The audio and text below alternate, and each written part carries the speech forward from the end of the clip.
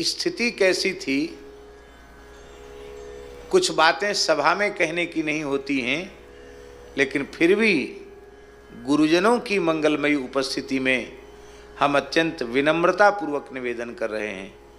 वो महाराज जी से इतना प्रेम करते थे कि वो आसन तो रखते थे जमुना मंदिर में, पर विश्राम करते थे, ज़्यादा से ज़्यादा स्नान ध्यान करने वहाँ जाते, बाकी ज़्यादा समय महाराज जी के पास रहते थे, भक्तमाली जी के पास। तब उनका तो आसन छोटी सी जगह में रहता था, महाराज जी का सामने छोटी जगह, उसी पर हमारा आसन रहता था। तो उसी में वो हम जहाँ लेटते थे वहीं वो लेट जाते थे।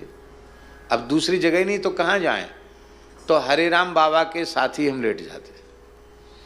फिर कुछ ना कुछ उनका बच्चा पानी ले आ, बच्चा ये काम कर दे, वो तो उनकी सेवा भी, बच्चा पैर दबा दे, कभी पैर भी दबा देते थे, वृद्ध थे। तो हम सोए हुए थे, निद्रा में, गंभीर निद्रा में थे, और रात्रि का 1-1:30 बज रहा होगा शायद, और स्वप्न में हमको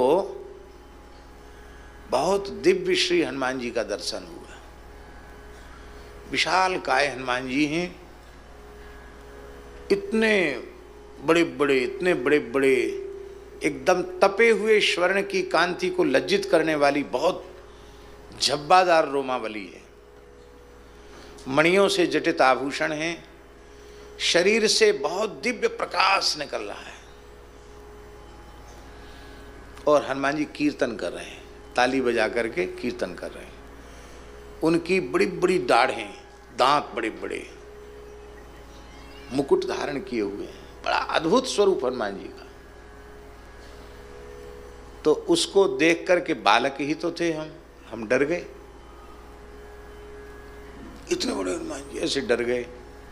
अरे भीमसेन उनका स्वरूप देख करके डर गए, तो हम क्या हैं, हम तो कुछ भी नहीं है, महाभारत में वर्णन है। तो जैसे ही हम डरे, भयभीत हुए, तो हम तो स्वप्न में ये देख रहे हैं, और पूज्य बाबा सोते बहुत कम थे, ऐसे तकिया के सहारे टिक कर के नाम जप कर रहे थे। उन्होंने तुरंत मेरी छाती पर हाथ फिराया, बच्चा पंडित डर गया। मैंने नेत्र खोले, बच्चा डर गया, आज तुझे साक्षात हनुमान जी का दर्शन हो गया है, देख डरना नहीं, मैं निरंतर राम नाम लेता हूँ, हनुमान जी मेरे सामने रहते हैं निरंतर, आज उनकी झलक तुमको मिल गई है, सो जाओ। उसके बाद तो फिर बार बार इस प्रकार की अनुभूतियां शुरू हो गई। ये इसलिए हम निवेदन कर रहे हैं कि उनकी आध्यात्मिक कक्षा ऐसी थी कि उनकी सन्निधि मात्र से एक साधन विहीन व्यक्ति को ऐसी अनुभूति हो गई।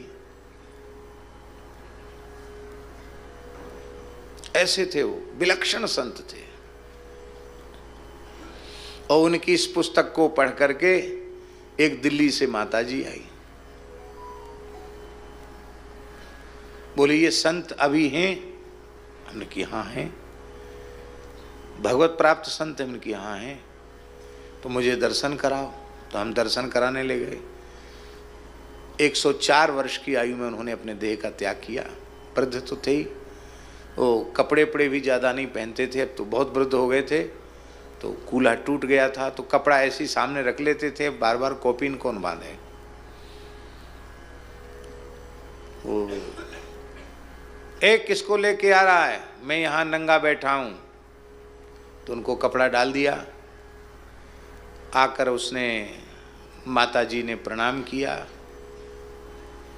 हम तो सोचते थे शायद कोई सत्संग की बात बताएंगे बाबा जी, पर उसने जब प्रणाम किया तो बाबा बोले तेरा क्या नाम है? तोतले तो बोलते थे, तेरा क्या नाम है, क्या नाम है? तो उसने अपना नाम बताया। क्या काम करती है? तो उसने कहा छोटी मोटी कोई नौकरी करती हूँ। अच्छा, और कौन कौन है तेरे घर में?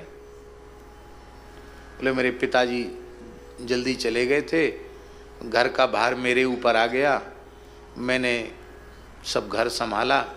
तो तेरी शादी हुई कि नहीं हुई? तो उसने कहा मेरे पिताजी पधार गए थे तो मैंने ही पिताजी वाला भी कर्तव्य और माँ को भी सहारा दिया, तो मैं विवाह नहीं किया। इतना सुनते ही बाबा हाथ जोड़ के कहते, देवी मैं तो बुढ़ा हो गया हूँ, अब ब्याह के लायक नहीं हूँ, तेरे हाथ पैर जोड़ता हूँ, तू यहाँ से जा। वो नाराज हो गई, बोले आप कैसी बात करते हो, इतने वृद्ध संत हो करके, मैं आपकी बच्ची के समान हूँ, आप कैसी बात करते हो। बाबा बोले तुमको किसी ने बहका दिया है कि मैं साधु हूँ। मैं साधु नहीं हूँ, मैं गुंडा हूँ, गुंडा। संत साधु सेवा करने से पुण्य मिलता है, गुंडे बदमाशों की सेवा करने से पुण्य नहीं मिलता है। ले जा ले जा ले जा।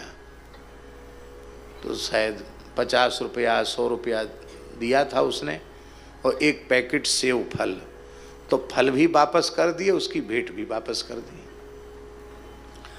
अब वो लेके चली भी गई। हमने बाबा से कहा कि बाबा हम तो बड़ी श्रद्धा जगा के लाए थे, हैं? क्योंकि बाबा दक्षिणा रखते नहीं थे, हम लोगों को ही दे देते थे कि भाई कुछ फल भी भगवान को भोग लगेगा तो हम लोग प्रसाद पाने को मिलेगा। वो आपने उसको भगा दिया। बाबा ने हाथ जोड़कर कहा, बच्चा काले मूड की माया से भगवान बचावे। मन की बाबा आप तो वृद्ध हैं। बोले मैं वृद्ध हूँ, पर यहाँ रहने वाले सब वृद्ध नहीं हैं। विरक्तों के यहाँ स्त्रियों का आना जाना अच्छा नहीं है। लोग क्या कहेंगे, वृद्धावस्था में बाबा जी स्त्रियों से घिरा हुआ है। भेष की मर्यादा रखनी है। अब एक ही बार में मैंने फांस काट दी, अब दोबारा नहीं आएगी। तो हमने कहा बाबा कहीं दोबारा आ गई तो, बोले अब की बार गाली दूंगा। हमने कहा तीसरी बार आ गई तो डंडा रख, बोले डंडा मारूंगा। हमने कहा डंडा खा के भी आ गई तो। इतना सुनते ही बाबा रोने लग गए। बोले ऐसी श्रद्धा यदि संत के प्रति होगी तो भगवान कैसे मिलते हैं, उसको साधन बताऊं। ये बात हम इसलिए कह रहे हैं, आप कैसे पहचानोगे कि ये संत हैं।